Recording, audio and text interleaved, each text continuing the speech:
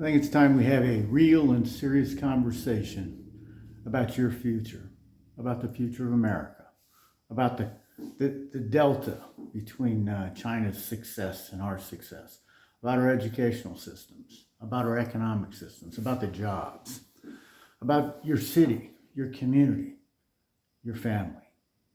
Because if we don't start having the serious conversation, I don't think you're even going to understand anything I'm talking about, right? We've kicked off the DMZ. It is a dynamic zone to specifically educate, to specifically reach out, to specifically address the big problem here in America. We don't have a future, right? We look every day and we watch a national debt grow. We watch a political divide of left and right grow. The divide grows because of our economics, because we're paying more for less. And so let me just give you a little piece of the vision, right? I'm going to continue to ask you to look at the history, look at the trend analysis, look at the work that I've done realistically, not through some fake news article or some reporter wanting to, make a name for themselves. Okay? My focus has always been to serve you. And so here we are in the DMZ, and I'm looking forward to your feedback because I need you to tell me what you think. We're in Central Texas, okay? We're in Austin.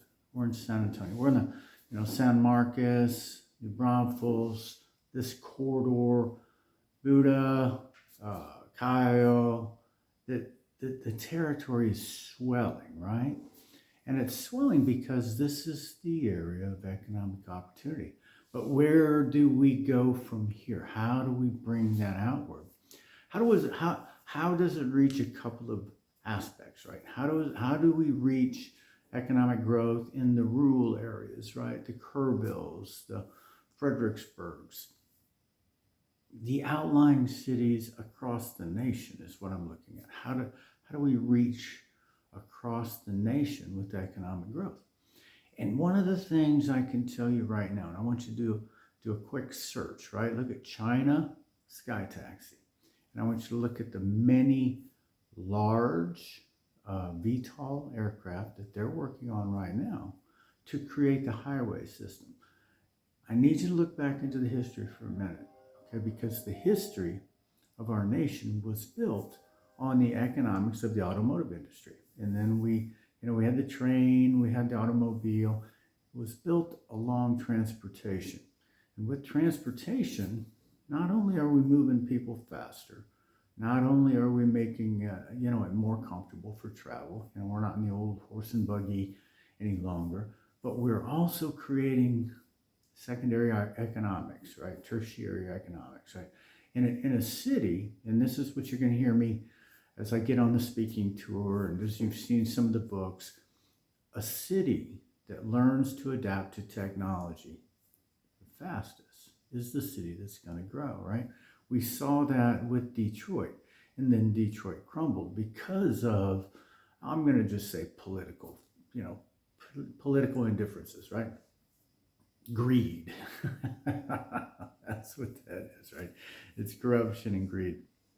And we see that in a lot of cities that are dying today. And unfortunately, we have citizens that are in those cities watching it die and wondering why. Watching it die and wondering why. Okay, I'm going to start, on my show tour. But so if we look at the trend analysis of what grew cities in the beginning and what continues to grow them, it's going to be the jobs. Why did we come from the fields and start building cities? Because we had jobs there. We had factories. We had an industrial revolution, right? A lot of that is centered around the transportation industry. And so the second layer, not just the engineering aspect of new transportation, okay? Because you'll hear me say over and over, I'm building the Skyway to Mars. Every iteration is the Skyway to Mars. And so in society today, we have this vision that we want to get rich and we want to be famous. And we're building that on the backs of a decaying society, right? A decaying economic model, a decaying educational model. And technology is growing faster and faster. What do I mean by technology? Well, everybody has heard of AI. We've heard of the Geminis and the proximities, perplexities, and the GPTs, and we've listened to this growing aspect of technology.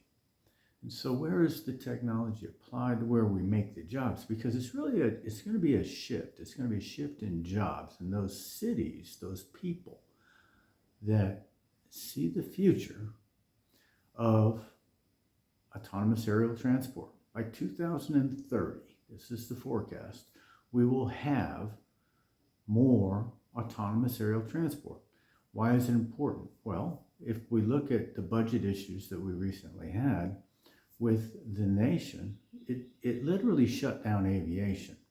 And it shut down aviation because we've been putting more money into roads, and we've been putting more money into corrupt construction builds, and not enough into the technology and the computer systems to literally monitor the sky. I mean, think about it. How difficult will it be to build 10 extra lanes of aircraft travel in the sky?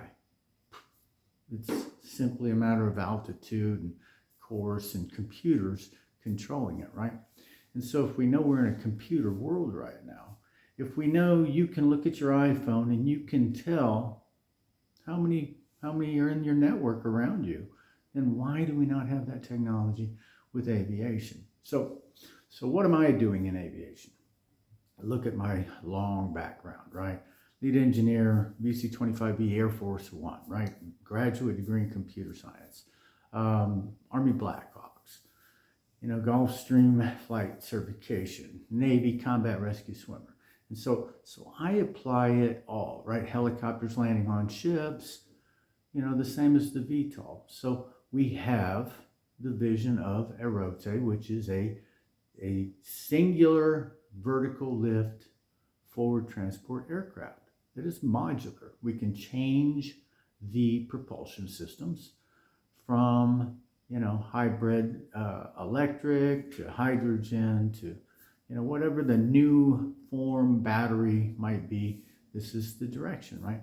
We can extend it and we can expand it to where it can lift vertical, it can move more cargo, and our prototypes have it all the way to lifting wind turbine blades. Why is that important?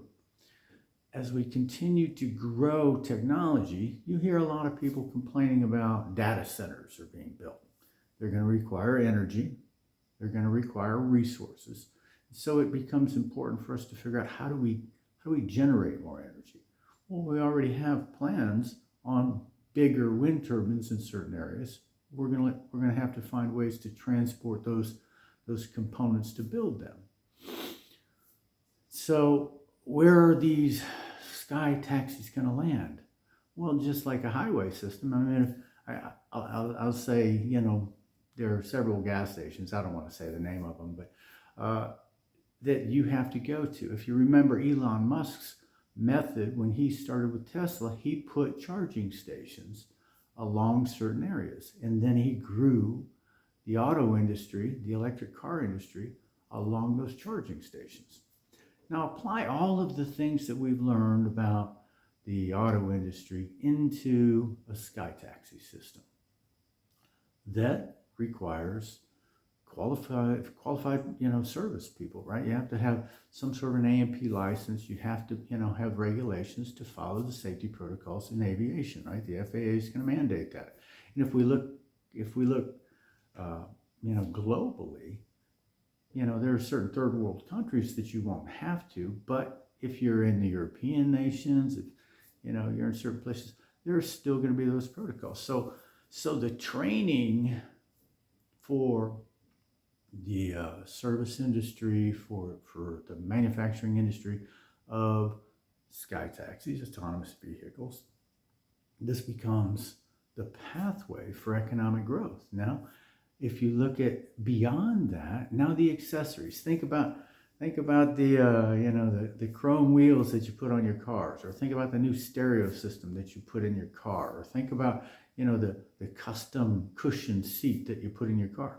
Well, these are all tertiary businesses that will start up. The accessories that go into your autonomous vehicle, the computer systems, the apps that will tell you, what are the traffic flows, who's got the best deal on a sky taxi, right?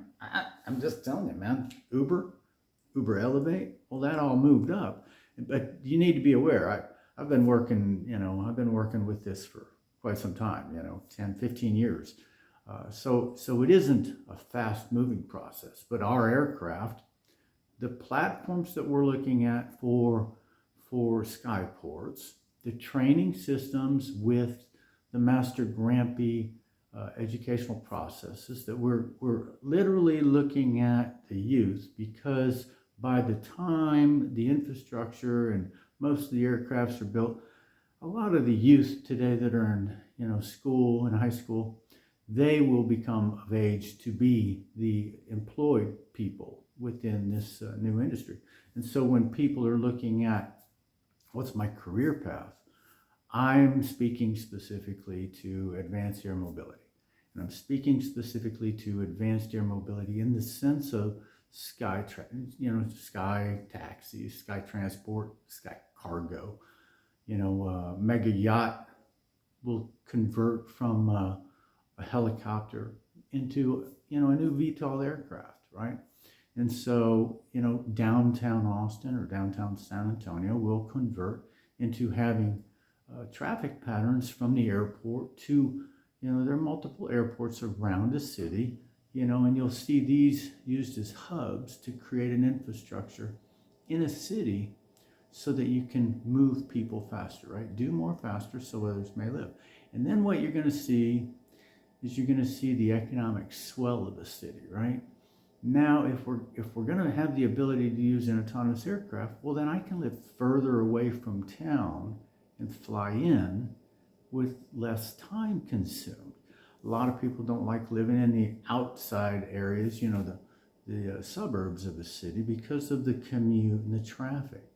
But when we go to sky taxis, when we go to autonomous aerial vehicles, when we transition into, just like we do cars, into flying machines, this becomes the economic model of how I get past the traffic patterns, right?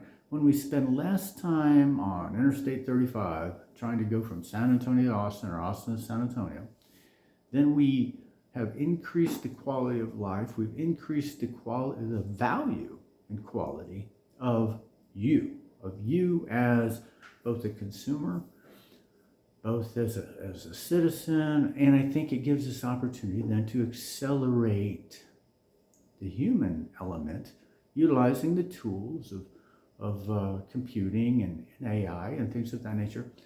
We can accelerate our output, and we become more valuable as well because we're spending less time in transit, and we can be more purposeful, we can be more organized, and we can look at the economic model. So I'm going to be talking more about this, but I wanted to get this up because it's now December. 2026 is a whole new world, and I'm going to open up that whole world, and we're gonna expand the marketing and reach of media so that you understand these are the pathways. Electricity is still electricity, so I need you to learn electricity, right? I need you to learn about additive manufacturing and the different materials, not just metallurgy, but I need you to learn about composites, right? And I need you to think in a different dimension, right? Not just 2 dimensions. I want you to be thinking about the 3 dimensions that we're going to be working. We're working on a 4-dimensional SkyWay system, but I'm looking for those people that want to take to the skies, right? We're SkyWay Seekers. Are you a SkyWay Seeker? Send me a message, and let's talk more about SkyWay Seekers and your future in advanced air mobility, because that is the future. There's no stopping it.